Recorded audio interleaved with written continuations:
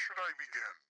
Around my shift, we had a normal day, actually.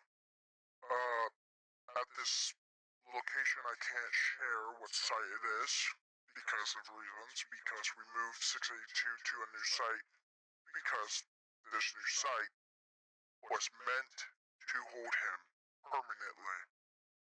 But 3 hours on my shift, I was looking at this lizard, disgusting creature we wanted dead. He had the looks of the face. What I mean by that, he was making fun of us. He had that look. Probably like 10 minutes later, the power went out. Pretty much it flickered. For at least 30 seconds, it flickered. The blast doors, of course, opened to his containment cell because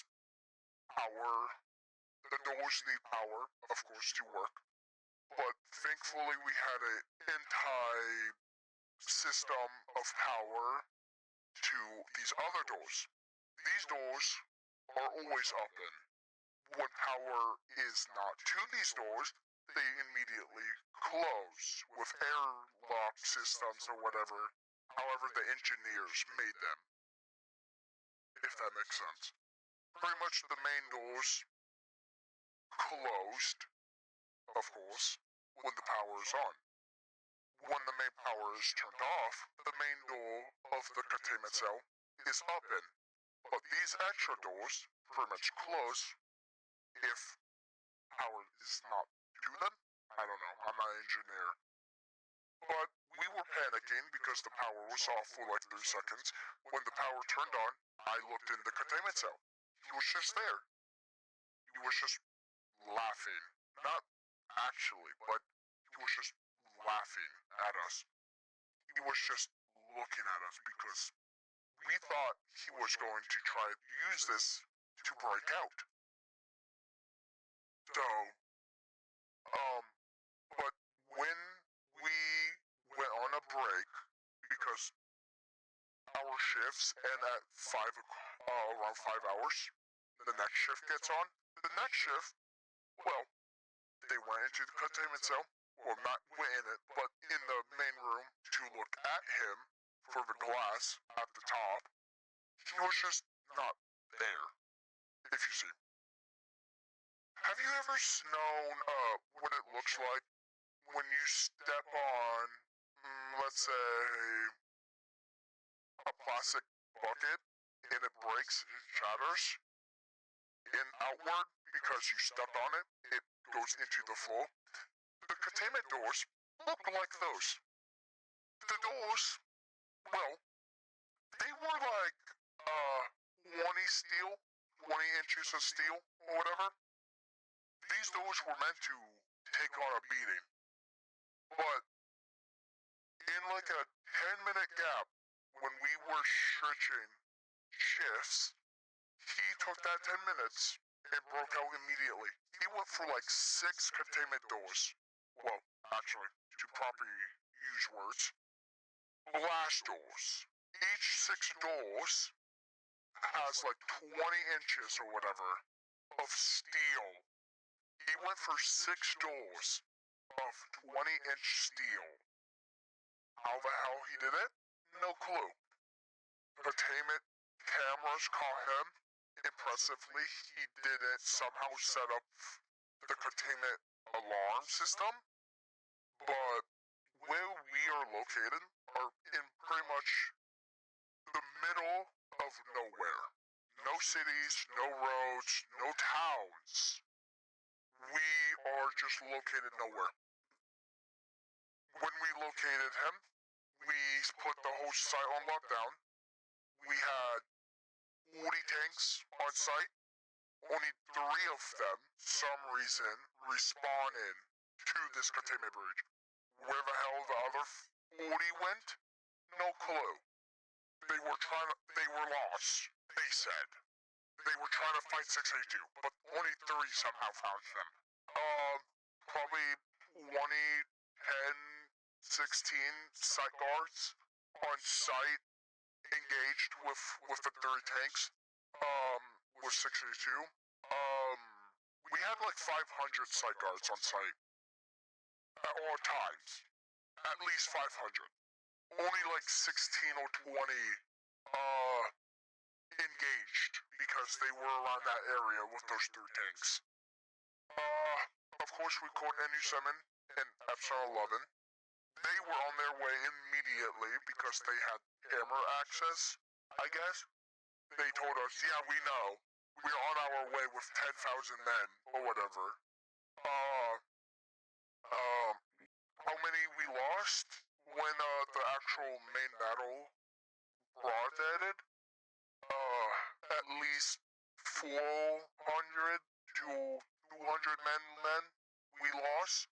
And out of that 400, probably 100 got injured out of them all. The first units who responded, of course, lost their lives. The first people who engaged, of course, lost their lives. Did we have video evidence of the rest of the battle? No, sadly.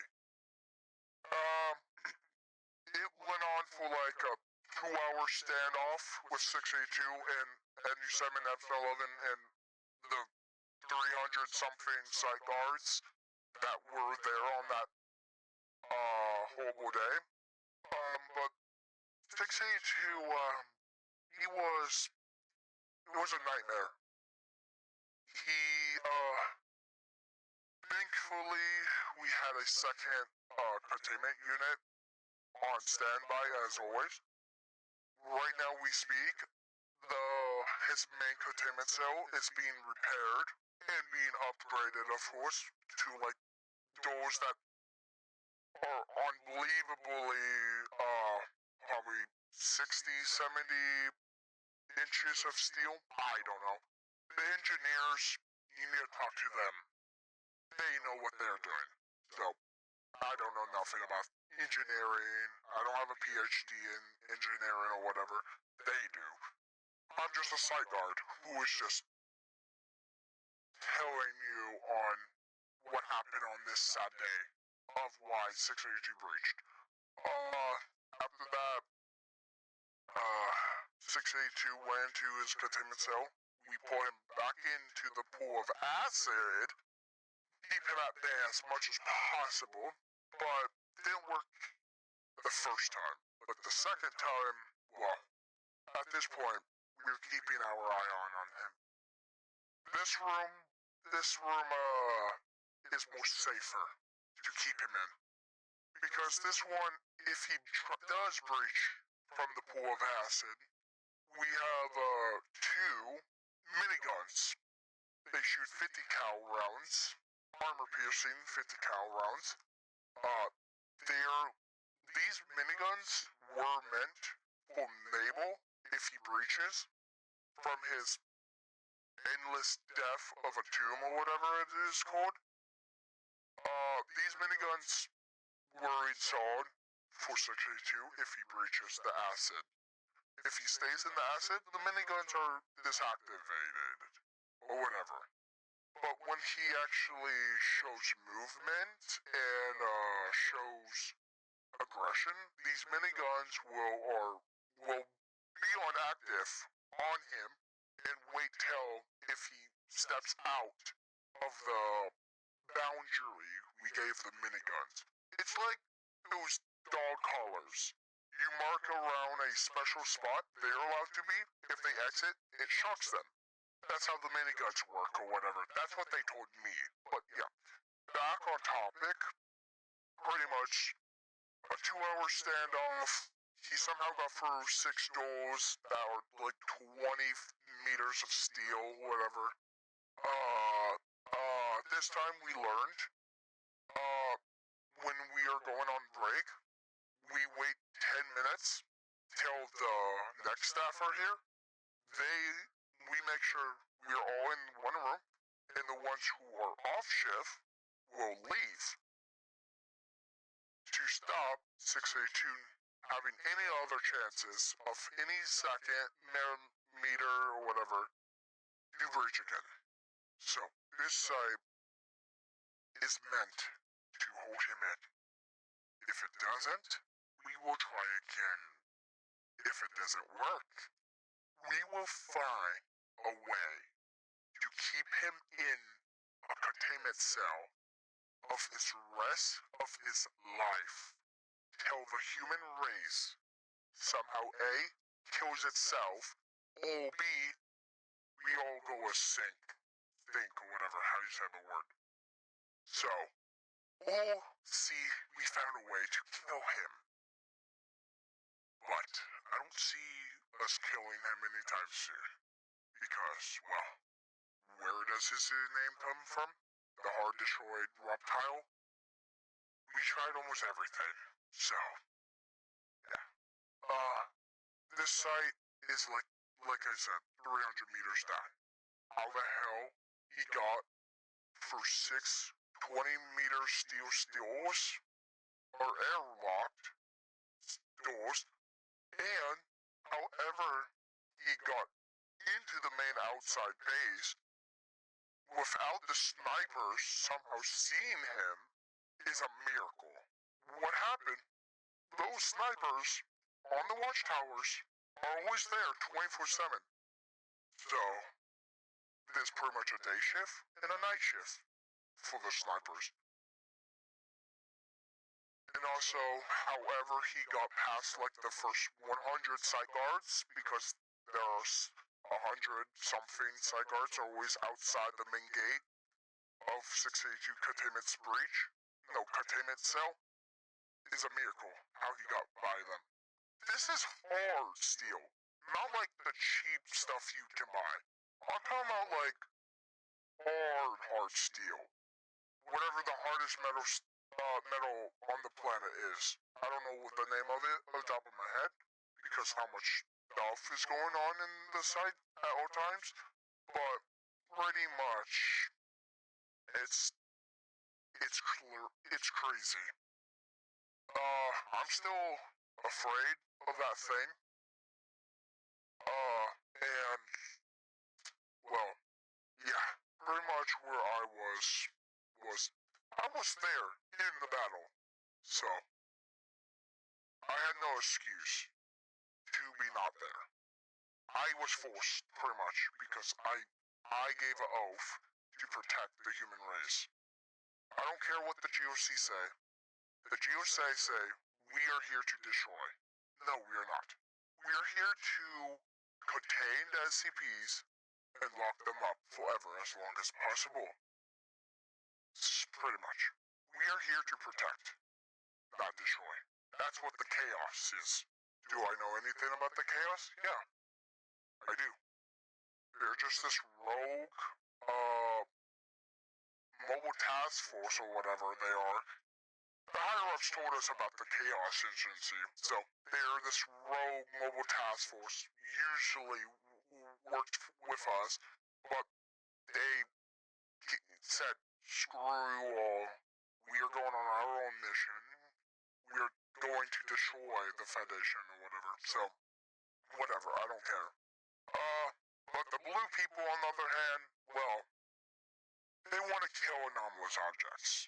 They can do it if they want. I don't care. I'm not making the rules. It's just the deal they made with the higher-ups, so not my fault. But, whatever.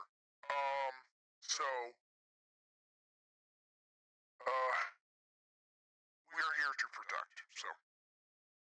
If we were here to destroy, we will not be doing our jobs. But, we are here to protect, and we are doing our damn jobs. It's nice they give us these jobs, but the only issue is, it sucks I cannot say hi to my family again, sadly, but whatever. Besides, my father was a grumpy old man anyways, he didn't love us anyways, so thankfully I took this job. So, yeah, I think that's it. 682, he sucks.